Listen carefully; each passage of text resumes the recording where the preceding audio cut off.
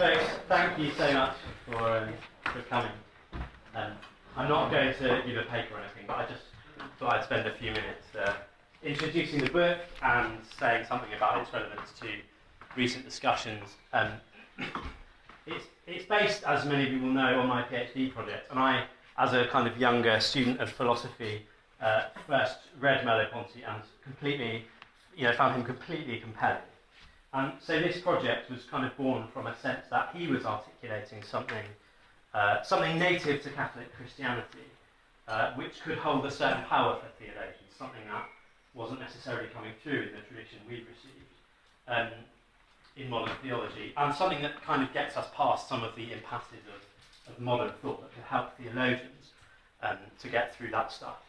Merleau-Ponty was brought up a Catholic, and Sartre, in a kind of elegy, talks about how he had this amazingly happy childhood, which he was always kind of trying to get back to, but he lost his faith in his 20s, partly through his response to political events.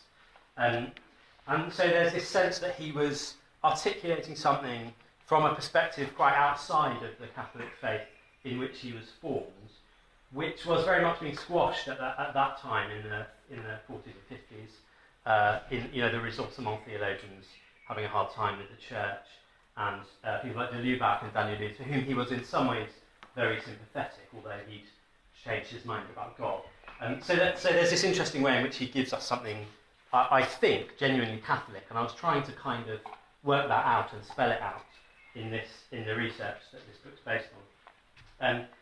So in chapter 1, I kind of I explain Merleau-Ponty's account of perception as this key moment in the way we think through the relation between nature, matter on one hand, and consciousness, thought on the other. He is responding to the kind of philosophy of perception of his time, and he really challenges the idea of kind of pure atomic sensations, which we somehow put together into full perceptions, into perceptions of objects. This idea that what we really see are kind of patches of colour, and that we have to somehow synthesise them. And the way he does that is by challenging how we could possibly sensibly think through what it is to synthesise them.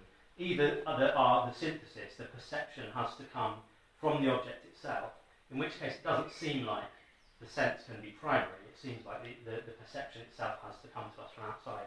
Or it's put together, that's kind of the empiricist position that you get in Hume and people like that. Or it's put together in the transcendental tradition by Kant, somehow in the mind, in which case you get these really big problems about how what we perceive corresponds to the real world at all. So he's challenging that idea of sensation, and he's challenging the basic picture which we have since Descartes, perhaps a bit earlier, that perception is kind of an inner mental representation, something going on in my head, which corresponds to something in the outer world. And that's because he thinks the reason we get that is because of all the problems of illusion, which Descartes so obsessed with, this idea of how do I know that what's going on in my head matches what's going on out there in the real world. But he says to even ask that question, we have to have some sense of the difference. We have to have some sense that there is a reality to which my perception occasionally doesn't correspond. So there's something prior to the kind of philosophical construction of perception. There's a kind of irreducible reality of it, which he talks about in terms of perceptual faith. And there, you get all these kind of theological themes throughout his work. There's this perceptual faith, which is prior, in some sense, to all our philosophical questioning about perception. In a similar way, he says, the duality between nature and consciousness, as we think it through, is grounded in the kind of irreducible reality that I am as a perceiving subject. The irreducibility that I am as a perceiving subject. I know myself as a single thing, which is both thinking and a bit of matter, before I can ever get to the analysis and splitting it into the notions of thinking and matter. I am, for him, a body subject. And a fundamental consequence of that is that where perception, especially visual perception, which obviously has been the paradigm for perception in most of modern philosophy, where perception has been conceived as if it were a kind of projection on a screen, in fact it's always rooted in my capacity to move around amongst things, to engage with them. So for him, how far away something is the fundamental dimension of perception, where we can learn to see what we already know can be felt and touched and eaten. From the very earliest stage, we learn to see because it helps us to get the nourishment we need as bodily things, dependent on the opportunity to ingest food for our survival. We literally learn to see at our mother's breast. So there's this kind of sense that for Descartes, depth, as it were the z-axis, how far away something is from me, has always been a problem. How do we deduce depth? And modern cognitive psychology spends a lot of time on is it size, how much of it is size, how much of it is light and shade, how much of it is these kind of other visual cues. And he's saying, actually, you're doing it the wrong way around. Actually, depth is kind of the fundamental axis of our perception, and the rest of it kind of grows out from that. So that's, obviously a very quick summary of his argument. And so in the second chapter, I kind of deal with some issues around the nature of eating and what it tells us about what it means to be human. That idea that the depth field of our perception is grounded in our need for nourishment, and that it's that in getting what we need to eat as infants that we kind of learn to perceive the world. That is probably the most fun part of the book, but I'm going to skip over it because it's more fun to read it than for me to try and explain it. Suffice it to say that I argue that we might think of the human being as the hungry animal, because where animals have appetites that are kind of fairly static and are usually fulfilled by a specific kind of food, they have a kind of proper object, animal appetites, for the most part. Human beings have hunger. I'd make a distinction between appetite and hunger, where hunger is a kind of imaginative development of desire, because we have to, as human beings, we have to assuage our appetites, but we also have to decide what to eat. And those decisions are bound up with culture and with agriculture and with friendship and with society and with the environment. And they're one of the ways in which we can't help but shape and change the world we live in, which in turn shapes us on a cultural level and on an individual level, of course, what we eat. In chapters 3 and 4, I develop a critique then, going on from that, of the grounds of modern mathematical and geometrical ontology. So this is Descartes' kind of construction of the world as atoms moving around in three dimensions of space. Ontology, I mean, as an account of what there is, of being. And all that in Descartes is strongly bound up with this account of sight, which is all about light considered in geometrical terms. And Descartes' writing at the same time as he's writing on ontology, on philosophy, he's writing on optics, and he's very influenced, clearly very influenced by, his understanding of the science of light. So I oppose that kind of construction of a conception of vision, which also leads to an ontology. I oppose that to an understanding of sight which prioritises depth, but now emphasising that whilst vision begins with a concern for what I can taste and eat and touch and what nourishes me, I find that there's always something beyond what is directly relevant to me. So I can never see all the sides of an object at once. And things present themselves to me in ways that never give the fullness of their reality. There's this sense of transcendence in depth, that the things I'm engaging with always escape me. And this is opposed to kind of, I'll talk about the conception of God later. So it's this simple situatedness of perception that binds the body for Merleau-Ponty to history. And Merleau-Ponty makes the historical world central to his ontology.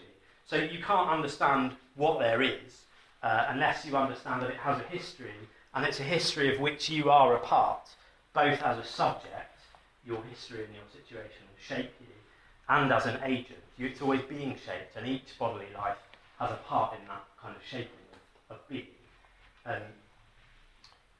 For Kantian philosophy, there's this sense that there's this real world, the transcendence is really emphasised in a sense. There's this real world which is totally beyond our grasp, but it's somehow the basis of the world which is constituted in our experience by the workings of our minds, which sort of apply categories particularly the categories of time and space, to this kind of completely inaccessible out there reality. And Merleau-Ponty opposes this idea, the idea of constitution, which happens in our heads, to an idea of institution. So he says we don't put the worlds together, the world that we experience and know, in our minds, nor is it just flatly there, as the kind of empiricists and kind of scientific thinkers would say, but we're always making a world through our bodily lives. So you might think of evolution as the very first level of this kind of form of institution. The haphazard effects of mutation and selection become sedimented, quite obviously in biological forms of life, from the simplest to the most complex. And in a similar way, so there's these next levels of institution, which are social, scientific, cultural, and so on. So he talks about, in terms of art, the artist works within a history, but also reshapes it and passes it on. And in terms of science, particularly interestingly for me, scientists don't just describe a world which is somehow flatly there and we have to get access to it, or we just have access to it and we have to work it out. But the enterprise of science is the creation of new knowledge, and what scientists do create new possibilities of knowledge, which depend on what goes before them and which shape what comes after them. Here, I think, we start to get to the kind of theological meat of my project. All this reshaping of our understanding of vision, of the priority of depth and so on, and of the ontology that it expresses. How does it affect the way we talk about God? Well, for Merleau-Ponty, the kind of geometrization of reality that comes after Descartes has led to a kind of idea of God as the great observer, the one who inhabits a perspective without depth, the one for whom all the dimensions are laid bare, and all reality is laid bare. And this is really an idea of God, I think, that no one had before the 17th century. But Merleau-Ponty takes the neo-scholastic, the kind of fairly reactionary tonism of his time at its word, and he rejects his Christian faith, partly on the basis that this kind of God makes bodily existence trivial. He thinks, there's a kind of necessitarianism about it, so it implies that we're always just kind of working out predetermined ideas in the mind of God or something like that. And if that's the case, then nothing's really at stake in life, and he can't believe that. He's committed to a certain sense of mystery. And he hangs on to a sense that the insight that the Word made flesh implies something very different. He keeps on alluding to sacraments, to incarnation, all the way through his work, which is one of the reasons he's so compelling for a theologian to read. And he wants to hang on to that idea implied in his ontology that the world, so this is the thing about mystery, the world can no longer be seen as a series of problems to be solved. He gets this particularly from Gabriel Marcel, a kind of French phenomenologist a generation before him. That if we don't look onto being from the outside, but we're always somehow already involved in it, with this sense of depth, which makes the world a mystery to be interrogated rather than a kind of series of problems to be solved, ideally from a perspective completely outside of them. So the mysteries of other people, of time and history, are mysteries that we have to wrestle with. They're not simply things that philosophers have to work out answers to and then can be done away with. In terms of the way he talks about God, Merleau-Ponty uses this term ens realissimum. He thinks this is Thomas's understanding of God. Ens realissimum means something like the most real being. But he's mistaken that is Thomas's Aquinas. That's Thomas's understanding of God. I don't know if anyone knows Thomas ever uses that of God, or if he does, it's rare. But Thomas really prioritises actus purus, the idea that God is pure act, and he prioritises this idea ipsum esse subsistens, which is subsisting being itself. But the being there, the being of esse, is very different to the being of ens. Rowan Williams dealt with this a little bit in the second of his Halcyon lectures. And ens, like the Kantian ens realissimum, is an existing thing, an entity, whereas esse is the act of being. sometimes it's translated to be. So for Aquinas and for the Christian theological tradition, God is not the highest thing, because God's not a determinate thing at all, but is the eternally unchanging, but nevertheless dynamic act of being, who holds everything else in being.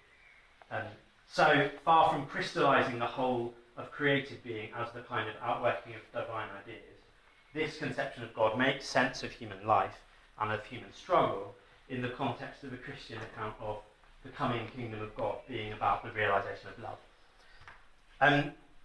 Many of you, but not all of you, I'm aware, will have been at St Benet's a couple of weeks ago and heard a sermon from the Dean of St Albans, which for me was really fascinating in how it mixed up these two conceptions of God. He started out by arguing that St John was a kind of Platonist, and that every material thing that does exist only exists as a projection of an original blueprint in God's mind.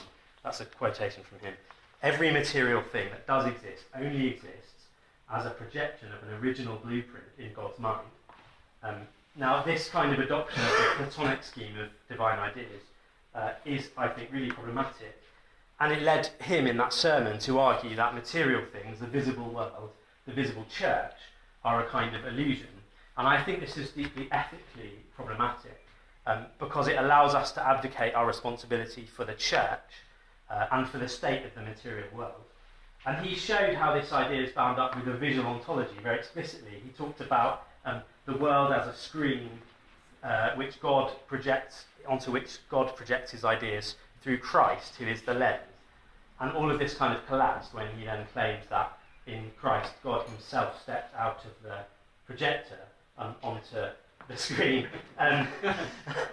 He did pull back from this quite strongly later, and he ended by quoting Augustine saying, "Behold the body of Christ, become what you behold, receive who you are." This is obviously talking about Corpus Christi, and that seems to me to bring us back to a much better, much richer and fully participative understanding of God.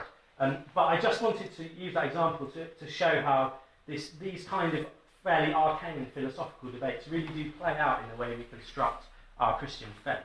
And I hope that what I'm doing is in some sense useful in articulating a theology which doesn't lapse. It's like I'm all for the certain Pixlockian recovery of Platonism and a certain conception of the importance of desire. A Platonism which emphasises the Phaedrus for those of you who are interested in these kind of things. But there is always this risk that our Platonism lapses back into something which is much more rigid and which really gets our understanding of God. I think, in my view, it's not faithful to the Orthodox tradition in terms of the way we understand God. There's always Plato in the Orthodox tradition, but he's always handled very carefully, and it's very easy to fall into a kind of banal Platonism. So we come back to this understanding of God not as the most real thing, which always has to be kind of according to a given idea of reality, but as subsisting to be, or the act of being itself, the one who holds all things in being and animates creation with God's own life. I'm coming to the end. This kind of account of God, I argue in the book, is the fulfilment of Merleau-Ponty's ontology of flesh. He doesn't get that by any means. But this is most clearly seen for us in an account of sacramentality, in which we work out our relation to these mysteries in orientation to God as our source, without turning faith into a kind of solution to life's problems. It's a way of continuing to interrogate mysteries, not a kind of series of answers. We find in the sacraments a ground for the notion that there's no pure nature or simple matter. I mean, they really show this kind of ontology to us, if we take that seriously, I think. But that created being is always on a course to its ultimate coming to itself, to its becoming what it most truly is. Its ultimate realisation as a free but dependent expression of God's love, and a reality which is shown to us in matter transformed in the sacraments. And I end the book with a consideration of the nature of sacramentality and of the actual sacraments, which I will leave you to read or to ask me about. Do people have burning questions that they would like to ask? I don't know whether it's better for us to discuss this all together or whether we do it in a more discreet way.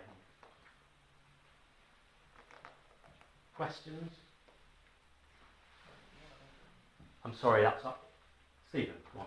So, in terms of depth, you spoke about depth. Yeah. And this thing of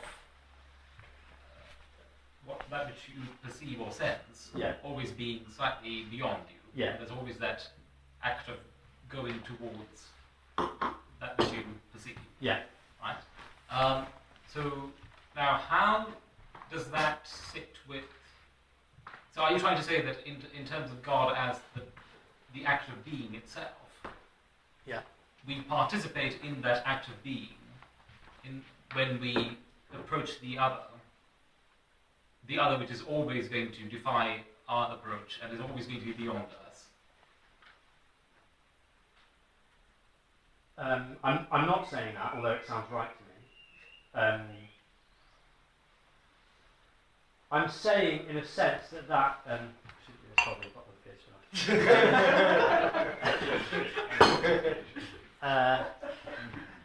I'm saying that there's a kind of beyondness about things which points us to some kind of source. Now, that source doesn't have to be the God of Christian theology, but the God of Christian theology fulfills the kind of ontological implications of this way of seeing the world. Otherness is really important ethically, and what you just said implies something really interesting, which has got to be a part of the tradition, the notion that it's the irreducibility of the other person that somehow most points me to God, the ways in which they escape me. These are the kind of daily difficulties of living a loving life, right? And I can't help but think, yes, they point us to God. I don't feel like I can spell out in ontological terms quite how. Does that answer the question? It does. So can I ask later on? Yeah. So if you're happy to accept that, going back to the Dean of St. Albans. Don't you think what he was actually saying is that the pulpit, say for example, he said was an illusion. Yeah. Wasn't he just saying that your perception of the pulpit will always be an illusion because the otherness of the pulpit will always defy your categorizations or objectifications of it. Therefore, always keep seeking the pulpit. Yeah, but actually, things which escape our full grasp, it's actually precisely because things escape our full grasp that we know that they're not illusions. So, like, hallucinations don't have a back. They don't have sides we don't see, and that's how we discover. In the kind of seeing a tower examples that Descartes gives, is it square or is it round? Well, it's by gaining an alternative perspective on it. It's by seeing one aspect rather than another, and particularly moving through aspects, that we realise, it's a real thing which completely transcends me. Right? It's got a back which I can't see. It transcends me in a very pedestrian way in that sense. Whereas I think the idea that material reality is an illusion, it's precisely not that. It's precisely deeply real in as much as it transcends us in these pedestrian ways, as well as in the more interesting ethical ways and the ways in which it points us to God, because it's kind of resistant to us. It's interesting because the Buddhist tradition, some aspects of the Buddhist tradition would also use the concept of the illusion. Are you going angry? No. Not necessarily. They use the concept of the illusion, but it's precisely to indicate that what is real is something that is truly there. It's not to say that, it's Buddhism always present. Is always, you've got to be really embodied in the reality of the real physical experience. Buddhism is often misinterpreted as saying, it's all just an illusion. That is not Buddhism. It's actually saying your understanding of it will always be an illusion because it's just truly real. My difficulty with that perspective is that we do have some direct access to it, so I'm resistant to say it's illusory in that sense, and we don't have full direct access to it, so I'm resistant to say it's an illusion in that sense. Like in terms of theology, this is how we know that what we're thinking about is somehow on the right track, is not a form of idolatry, when we keep getting surprised by its implications, and when it keeps confounding us and not doing what we expected it to do, when it keeps on shaping us, which is in a sense what I mean by the transcendence of death, the way translated into what I talk about God. Is that satisfactory? Talk more. If I may just briefly on the, I think Merleau-Ponty might also say that, with regards to returning to the pulpit, for example, he'd say that it's the wrong way around to think that the number of points of view that I can have on the pulpit will make the pulpit always illusory, because that's not how I fundamentally engage with the pulpit. I fundamentally engage with it as an embodied experience, and I experience its unity first of all, and that grounds the knowledge that no matter how I then perceive the pulpit, it will be perceived within that unity. So actually the unity of the pulpit comes first, and it's only the multiple perspectives that I have afterwards. They're kind of grounded in my initial perception of the unity of the pulpit in a way. I don't kind of arrive at an understanding of the unity of the pulpit, a fullness, by adding up the perspectives. Right. It's actually my embodied knowledge of it as a whole, which makes me sure that all of these perspectives are perspectives on the same thing. So, again, I think, Merleau-Ponty would say that again, it's kind of putting the cart before the horse. We kind of, in the same way that he says, we shouldn't analyse sex conceptually, we just do it. We don't have to analyse the pulpit to just know it, in a way. It's precisely because the thing escapes me, but I also have this genuine kind of access to the thing that makes it a thing. I had something more interesting to say, and I've forgotten what it was. Sorry. I'm also feeling uncomfortable about me being the only person standing up. Sorry, I'm going to go. I thought you were escaping. I think maybe a really rich point. Would it be possible to ask about the point that you made, moving away from the idea that God is the ens realissimum, and criticising the idea of a hierarchy of reality, the line in Platonic sense? Yeah. I don't quite understand, because I've probably not read that book yet. Isn't it inherent, to some extent, in the idea of a creator God, who is logically and ontologically prior to the universe, that there is some sort of hierarchy of reality at the top of the line, even if you don't want to have the same sort of idea of progressing up the line that you get in Fudder? Yeah, I want to absolutely affirm the notion that there is a sort of hierarchy. And also I want to affirm, I think, some kind of contemplative ascent, like that we ascend to discerning the truth in a way that it's just not, you don't just jump immediately there. But the Platonic hierarchy, well, Merleau-Ponty talks about the God beneath us, which there's been a few things in it. I mean, actually, Hooker talks in quite similar terms in a particular place, which I reckon in the book. But the problem, see, one part of it is that I'm sceptical of the idea, like which Catherine, I guess, would emphasise much more than me, than that there's this ascent. There's this hierarchy of intelligibility. So Catherine, in her undergraduate classes, does this thing about hierarchy, where she says, "Here's the triangle." She does one. God's the top point of the triangle, and all things participating.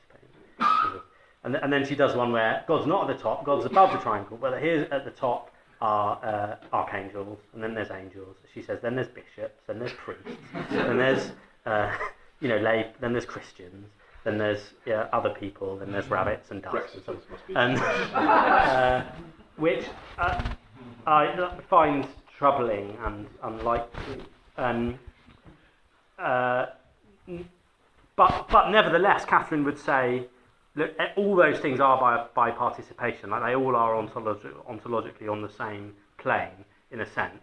The difference, the ontological difference, is the difference between God, who is subsisting being himself, and everything else which subsists by participation in God. yeah, there's important things about working out the way you do, but the thing is, there's this, you know, particularly in Neoplatonism, as you probably know much better than me, there's this kind of emanationist thing where creation itself happens, progresses down the levels, and I don't think a Christian account of creation can work like that at all. Like everything subsists by participating in God, from dust to archangels, and God holds it all in being. He doesn't send his line down. We all, our being is all directly by participation in God in that sense. And that's also a much stronger sense of a creator God than Plato had. The idea that the universe was just there. Well, quite, exactly. Yeah, because part of the way that's happening in the emanationist schema is by the ordering of matter. And there's also this thing about, actually that returns me to the thing I forgot earlier, which is this kind of the notion that the kind of claim that matter is illusory is partly built on the notion that ideality is more real than materiality, and it's just a mistake. That's the problem with Ens Realismen, is that it thinks of God ultimately as the highest idea, and this kind of greatest conceivable being in the sort of bad reading of Anselm. That's really not what Anselm meant, sort of way that we can discern what God is by the sum of all goods, and we know what goods are, and we can just maximise them, and then we know something like what God is. Whereas Anselm's not saying that at all. He's saying that for every good we know that God is greater than those goods, because God always escapes us. And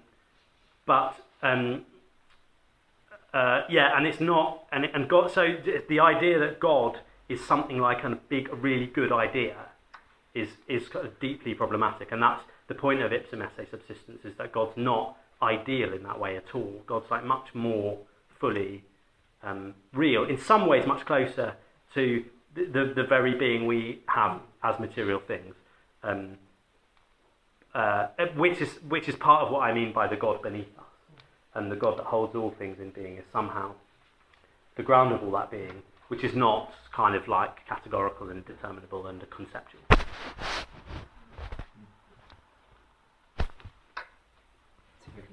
Devin and Angus. Coherently and quickly, and the answer to this may simply be no, next question. Quite all right. One of the interesting things, of course, about science is that while it holds on to a method, it's mutable. It's willing to be changed by new discovery, new ways of thinking. As you worked with Merleau-Ponty and look at his work with Descartes' optics, do you find some insights to what happens if you build a theology drawn from your metaphor from scientific discovery, and in the advancement of science, what you built the metaphor on then changes? Do you have to then change the theology? What is that engagement between the scientific method of discovery and the doing of theology? How do they converse with each other? That's really important, and it's a question that I don't really feel qualified to answer. I think my understanding of this, Merleau-Ponty really changed my attitude towards scientific thought, I think, in as much as he takes it really, really seriously, and he's somebody who's being recovered at the moment by both analytic and continental philosophers quite a lot, because he's kind of sympathetic to the spirit of the age in as much as he takes science really seriously. But there's always this sense that science doesn't... now this is really hard to articulate. It is a bounded form of knowledge which depends on this immediate access. Like, it's always mediated by human bodies. Maybe that's part of it. That doesn't answer your question at all. Yeah, I'm sorry. That's a really good question, which I don't think I can sensibly give an answer, because I don't know enough about the relation between science and theology. I don't know. Yeah. Angus? Could you just say a bit more about how, because the way you've been talking sounds a little bit like it's still a one-person perspective, in terms of perceiving. But I would imagine that's not what he's saying. So, for example, how would he relate to how we can perceive things through conversation? Where it's not just one perceiver through sight. Yeah. How does he do? I mean, because I assume he's not just starting from the first person. Well, going out. At the beginning, he is. Right. At the beginning, he's starting from a kind of Husserlian, classic phenomenological perspective, in which like he's already questioning the idea of a transcendental ego, that like I am kind of a singular intelligence with particular kind of access to the world. And he does hold on to that. I mean, like, I think he's committed, and I think I'm committed to the notion that I do think from a, like, completely, how would I want to say this, unique, individual, I'm a special snowflake, perspective, like a perspective that is in principle unshareable in a set. Well, it is always mediated by contact with other people, and he gives these lovely examples about looking at a landscape together, and there's somehow I know other people, I know somebody else is real when I look at a landscape with them. Like, you know, we see the same things. It's just like obvious, and there's this sense of intersubjectivity at play in all our looking. But it is always intersubjectivity. His conception of the subject. Well, it maybe is probably. The thing is, in his later philosophy, he has to call all the assumptions of that early stuff into question, because he's really worried in the end about even starting from the distinction between nature and consciousness. In the end, I mean, you have to do that to critique it, but then you're always working with something that's built on that distinction. And actually, for philosophers to articulate the relation between matter and thought without like you can't. It's really hard to do without assuming the distinction, right? Like working from the prior unity would demand a whole new language, so that in some ways, I don't know if there's a sort of inherent tragedy to philosophy in that sense. Like you always have to start from ways of speaking which are going to end up being problematic. Because I guess the follow-on is how do we get to know another person on his, you know, how do I actually know you on his, because if there is a sort of basic the subject as an isolated individual, how is knowledge sort of going to be a fulfillment of that individual rather than something over against the individual? Well, maybe in some ways it's through those kind of shared enterprises that we do know people. So knowledge isn't a fulfillment of the individual. In some ways, you might hope that the individual is somehow sublated in culture and human enterprise in general. There's a sense, of course, in which you never do know me, because there's always a sense in which I completely escape any perspective you can have. But I know that about you. Yeah. Oh, yeah. And there's a kind of dialectic of the known and the unknown, just in much the same way as there is when I perceive an object, and it's because it transcends me that I know it's the sort of thing which I can keep on. How are you different from an object, sort of a thing? Because there's a depth and mystery of things. Well, yeah. And there's you. Yeah.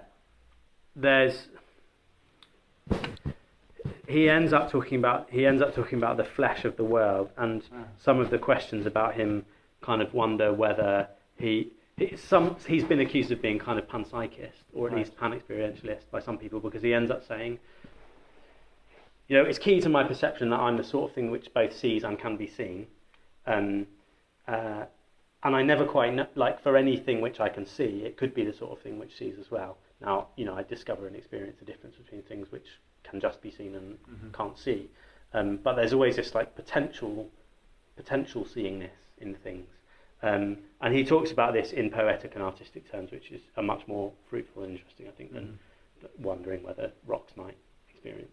Does that